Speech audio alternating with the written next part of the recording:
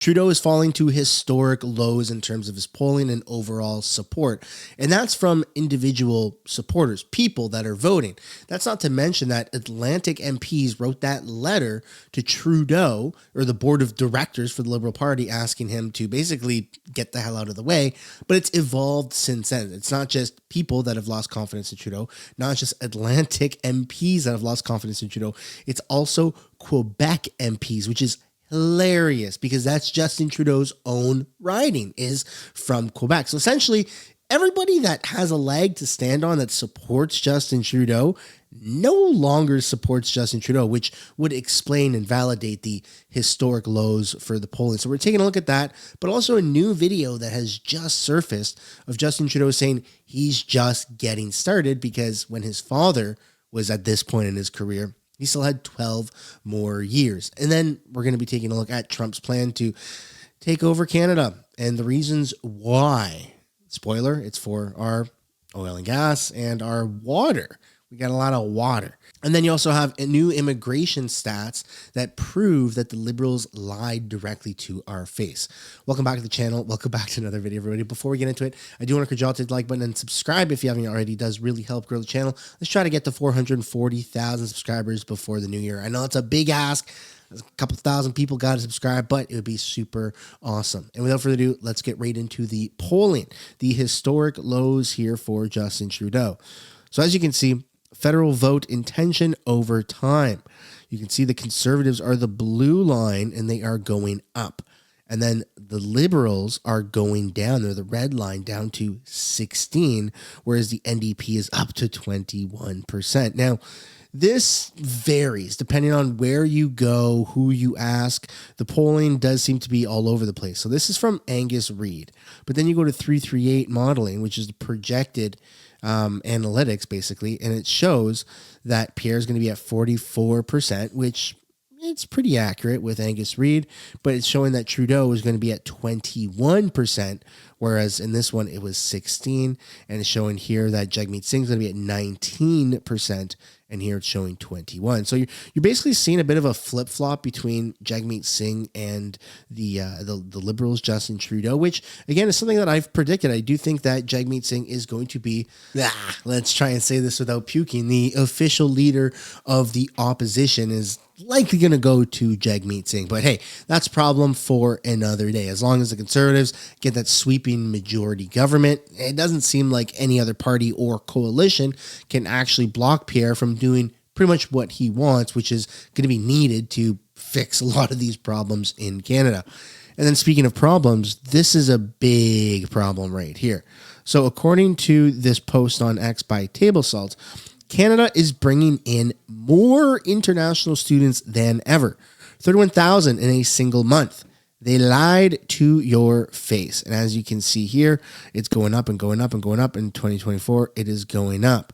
And that's kind of controversial because, well, you had Mark Miller and even Justin Trudeau himself say to the cameras and in press conferences that they are going back on immigration. And so I think Canadians are just waiting to see some actual results, which we might not even see them before an election, especially if we're going to have an election in the next couple of months. Chances are we're not even going to see the effects of those announcements. I think that they were just kind of headlines and brochures for maybe farming more votes. So yeah, keep that in mind. And now this new video that has surfaced of Justin Trudeau saying that he's just getting started with politics like his papa. And we know that 40 years ago, your father famously took a walk in the snow when the Conservatives were up in the polls and decided it was time to give it up. It's snowing out there now. When my father was my age, he still had a dozen years of prime ministering ahead of him. Oh my goodness. Oh my God. Another dozen years? Good God, no. I'm not too sure exactly what Justin Trudeau's intentions are, but even the interviewer there can agree that it's not looking good for you, buddy. It's not looking good for you, Justin. It may be time for you to, think about resignation, think about maybe moving back to your homeland, Cuba. But people don't want you. That is for sure. And speaking of not wanting you, Atlantic Canadian MPs wrote this letter the other day, and I did an emergency live stream to talk about it. And this isn't a letter asking for Trudeau to resign. This was a final warning to Justin Trudeau, because the Atlantic Canadians are going to the board of directors, the National Caucus chair, to basically have Trudeau removed and an interim MP or an interim prime minister put in place. And this is something that Pierre Poilievre actually just replied to. I'm no defender of Trudeau, but this letter is a weasel move. No admission that they are just as responsible as he is for breaking the country. All of the Liberal MPs and leadership contenders helped Trudeau double the debt, double the housing costs, double gun crime, and double food bank use. Now they want to hide Trudeau under the rug, right before the election, to trick Canadians into letting them keep power and continue doing the same things they've done for 9 years. So obviously very strong opinion by Pierre Poilievre from the Atlantic Canadians, who no longer have confidence, or the MPs who no longer have confidence in Trudeau. But it doesn't end there, because now Quebec Caucus is calling for Trudeau to resign. A consensus was reached that the Prime Minister needs to step down, and Caucus Chair Stéphane Lauzon has been instructed to inform Trudeau of this decision, the MPs said. The Quebec Liberal Caucus is also calling on Prime Minister Trudeau to step down, according to sources. A Quebec Liberal MP who requested anonymity to speak freely said that the provincial caucus didn't have a full meeting, but there have been smaller group discussions since the House rose on December 17th. And it goes on just to kind of talk a little bit more about how nobody has confidence in Justin Trudeau. And so we're at an impasse. At least Justin Trudeau is at an impasse. His own MPs don't support him. His own party doesn't support him. He's been left hanging in the dust while other people are trying to save their career. So what is Trudeau going to do? Is he going to resign? Highly, highly unlikely. Less than 1% of a chance of Justin Trudeau resigning. Is he going to be forced out of power by higher beings, such as the board of directors from the federal Liberal Party? That's a bit of a higher possibility than him resigning. But again, a lot of these people are getting rich because of Trudeau. So are they going to cut themselves off financially? That's kind of unlikely. So what are we expecting? What's to be expected moving forward? Well, you could have an early election that's called by the Conservatives, an early election that's called by the NDP, or prorogation to basically just allow Trudeau more time to what he would think is put everyone in line so that they can get back on track to Trudeau running and everyone else being basically good little boys and shutting their mouths, ferme la bouche, right? And that's what Trudeau wants essentially. So I don't know. I don't know what's going to happen. Nobody does. Nobody does. Not even Trudeau knows what's going to happen, but we know that something big is going to happen in the next couple of months.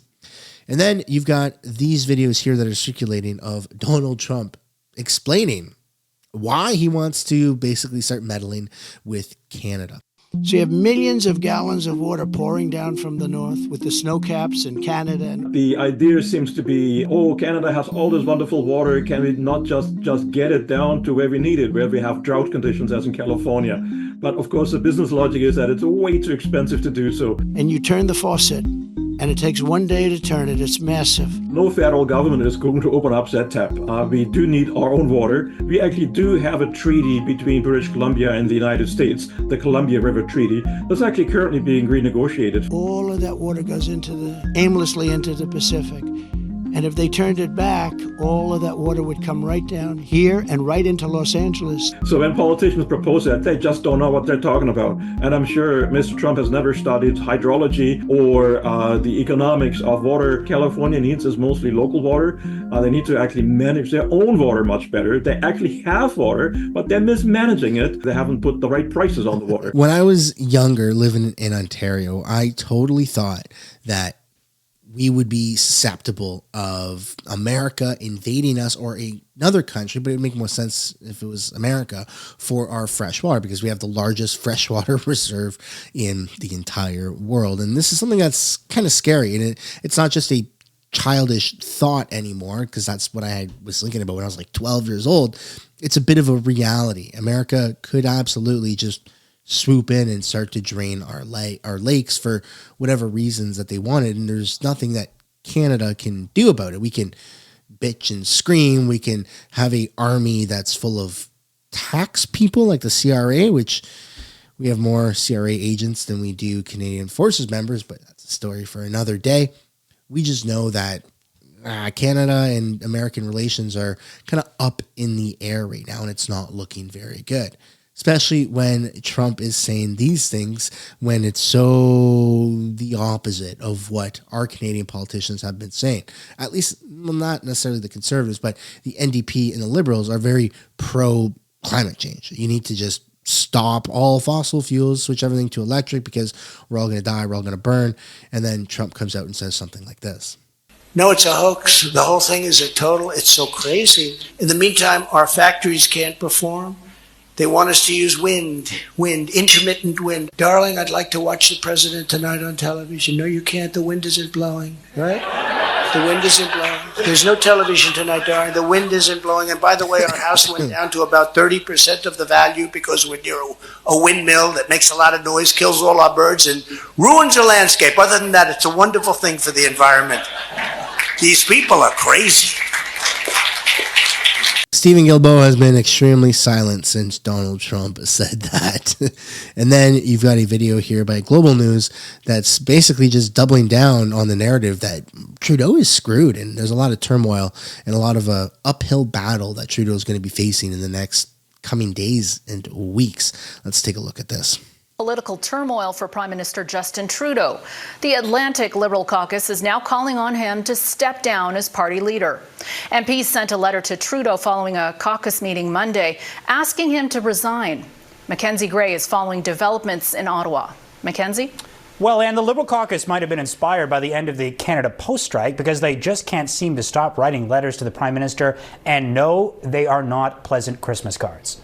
The latest group to publicly call for him to quit, the Atlantic Caucus. We reported last week they met to discuss Justin Trudeau's future, and Wayne Long, one of the most outspoken Liberals, has posted a letter that was sent to Trudeau after the meeting. Simply put, time is of the essence, and our caucus is of the view that it is not tenable for you to remain as leader, wrote Atlantic Caucus Chair Cody Blows. We're confident that you will accept our request and preserve your legacy.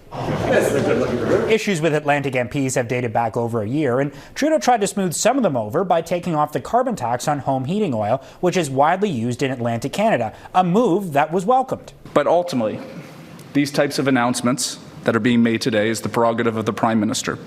And Prime Minister, on behalf of our caucus, I want to say thank you for listening to our feedback, but also showing vision. Global investors. Turns out that vision might have been one of the death kneels of the Liberal government. It left a gaping hole in their signature policy, the carbon tax, which the Conservatives have exploited, now ahead in the polls by 25 points. And it's that gap with Pierre poilievre that has Atlantic and Ontario MPs wanting Trudeau to leave, which, if you add them all up, Anne, now shows a clear majority of Liberals telling Trudeau he has to quit. So, Mackenzie, could the Liberal caucus make history by appointing an interim leader? So the letter does talk about trying to have caucus pick an interim leader and saying they'd get the ball rolling in January if Trudeau doesn't quit. But it is important to note there is no mechanism for anyone that can force Trudeau out. If he's quitting, he has to come to that decision on his own. There's also never been an interim prime minister in Canadian history before, and that would be a particularly challenging time to have someone come in with the threat of 25% tariffs looming over Canada. See, that's where I find that there's a lot of missing fact checkers with mainstream media. We all know there was an interim prime minister in the past as Kim Campbell. I don't need to be working for a massive corporation like Global News to know that. Most Canadians that follow politics know that. So take everything they're saying with a grain of salt. Trudeau can absolutely get the boot.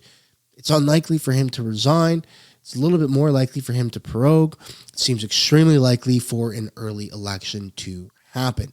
Let me know which outcome you think is most probable to happen in the coming weeks. Ladies and gentlemen, that is the end of the video. Thank you so much for watching. Hope you enjoyed it. Drop a like, subscribe to the channel. Happy New Year, everybody. And I'll see you in the next one. Bye for now.